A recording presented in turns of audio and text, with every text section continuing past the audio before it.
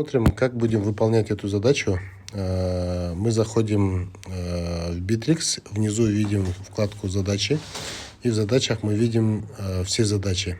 Здесь интересно, что есть вот эти сроки. Мы можем посмотреть все просроченные задачи, на сегодня какая есть задача, на следующей неделе есть какая задача, так на следующей неделе проведение интенсивности на складе. Да? И либо на сегодня мы увидели, что есть эта задача сдать финансовый отчет. Зашли, посмотрели, мы видим постановщик, кто исполнитель, крайний срок, на какой стадии это стоит, то есть ждет выполнения, да, начать задачу, либо завершить. И мы видим чек-листы. Чек-листы, все, что связано с DPD, например, условно мы сделали отчет по нему, отчет по вот этому, и мы видим описание, что нужно сделать. Дальше уже соисполнители другие. Дополнительно это уже, можно зайти в элемент CRM, посмотреть, какой компании это привязано и так далее. Но в данном случае нам нужно будет зайти в комментарии, посмотреть, что пишут здесь в комментариях, либо мы здесь можем написать, например, «принято».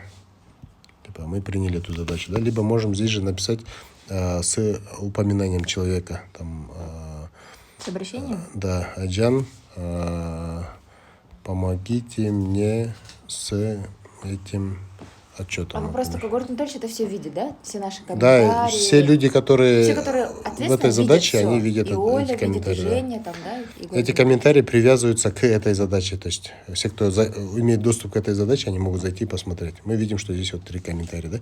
И когда мы сделали задачу, мы здесь разрешаем доступ и можем прикрепить документ сюда и отправить. Понятно, да? То есть, например. То есть комментарии это тоже можно использовать, Условно, да? это как чек-лист, да, получается. Условно, это у нас результат работы, да, мы прикрепили этот документ, отчет, например, дышку. И некоторые задачи не закрываются, пока не будет от него принято. результата. Постановщика, да? Например, вот здесь мы хотим вот эту задачу завершить. Вот мы вот так завершаем ее. Вот уже ждет контроля. Но если бы мы поставили бы там, давайте возобновить сделаем, возвращаем задачу к работе. Если бы мы поставили там функцию, что не сдавать работу без результата, то он у нас не закрыл бы, он потребовал бы результат. Тогда мы заходим в задачи, отмечаем это и, зажав, мы фиксируем это как результат. И тогда это у нас выходит как результат. Вот результат работы, вот он отчет. И тогда мы можем завершить. Говарду приходит уведомление, завершить делаем, приходит уведомление, и ему нужно будет либо принять задачу, то есть ждет контроля, да, либо он может отправить на доработку. Примерно так. А если вы теперь быстро сделали, не успели объяснить, если я ошибочно нажала, но я не успела, забыла что-то там добавить или еще что-то, я делаю это отменить, можно вернуться, да, можно вернуться к этой задаче. Можно удалить, например, комментарии зашли, я хочу, например, удалить вот этот комментарий, то есть неправильно я написал, да, убрали. Все, теперь мы можем посмотреть, как мы можем создать задачу в телефоне. Это вот здесь плюс стоит.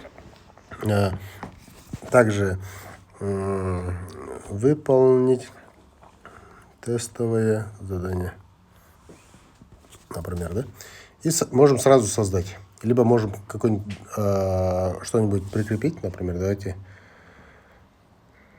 разрешение будем давать. А так можно разрешение дать и прикрепить какой-нибудь документ, который у нас в телефоне.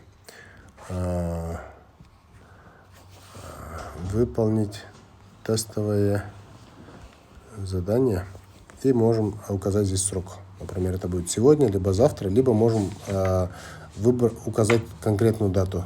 Это будет пусть 23 числа до 16:00. И здесь есть вкладка «Все поля».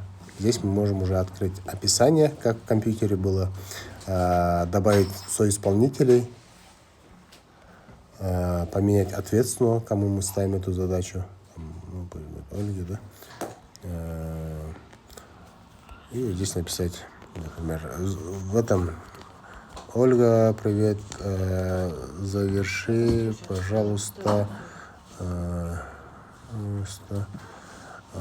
мое тестовые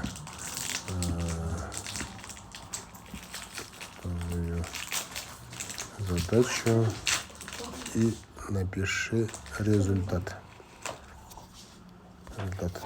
И мы можем здесь, например, планировщик сроков не решать без результата. То есть уже Ольга не может выполнить ее, пока не прикрепит комментарий и не отметит его как результат. Ну, примерно вот так. Мы можем здесь, оказывается, фильтрацию такая стала. То, что посмотреть все, что в работе, посмотреть задачи, что завершено, да, отложено, просроченные задачи можем посмотреть на всех стадиях, если сделаем, в просрочках мы видим задачи. И можем посмотреть эффективность. Эффективность — это показывает, сколько задач я выполняю без комментариев, либо без просрочек. Вот такое.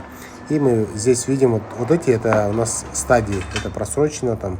Если на сегодня сделаем, он автоматически поменяет здесь крайний срок, да, например, вот это сделаем сегодня, это сделаем, например, вот это тоже сегодня будем делать, да, на сегодня перекинули, он поменял на сегодня, да, и уже меняем. Например, вот эта работа в ОК, мы можем зайти и сделать здесь, ну, какие-то изменения, там, дату поменять, там, прикрепить сюда документ, если там что-нибудь появилось, либо описание дописать, там, и так далее.